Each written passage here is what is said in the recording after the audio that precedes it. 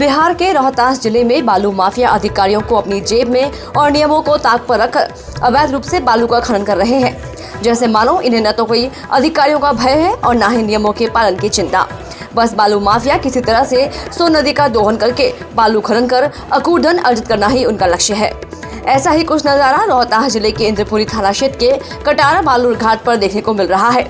दरअसल कटार बालू घाट के संचालक के द्वारा निर्धारित सीमा क्षेत्र से बाहर जाकर अवैध रूप से पोकलेन मशीनों के द्वारा सोन नदी से बालू का खनन किया जा रहा है। निर्धारित सीमा से तकरीबन 3 किलोमीटर की दूरी पर डेहरी नगर थाना क्षेत्र के औद्योगिक क्षेत्र स्थित सुधा डेयरी प्लांट और एनीकट टॉल बांस के सामने सोन नदी के बीचों बीच बालू का अवैध रूप से खनन किया जा रहा है। अपने सीमांकित क्षेत्र से तकरीबन 3 किलोमीटर की दूरी पर घाट संचालक के द्वारा बड़े बड़े पोकलेन मशीनों से ट्रकों पर बालू लोड किया जा रहा है, जबकि बालू खनन नीति के अनुसार अपने सीमांकित सीमा क्षेत्र में ही बालू खनन करने की अनुमति है। इसके साथ ही पोकलेन मशीनों से ट्रक के ऊपर बालू लोड करने की अनुमति नहीं है। ट्रकों पर बालू मजदूरों द्वारा ही लोड करने की अनुमति है।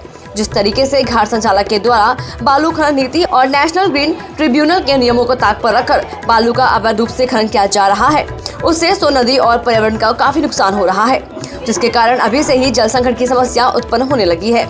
अगर समय रहते अधिकारियों के द्वारा ऐसे घाट संचालकों पर कड़ी कार्रवाई नहीं की गई तो आने वाले समय में सोन तट से सटे जिलों को जल संकट सहित अन्य समस्याओं से जूझना होगा। वहीं इस मामले में डेहरी अनुमंडल पदाधिकारी सूर्य प्रताप सिंह ने कहा कि ऐसी सूचना प्राप्त हुई है कि कटार बालू घाट संचालक के द्वारा अपने सीमा के क्षेत्र से बाहर जाकर बालू का खनन किया जा रहा है।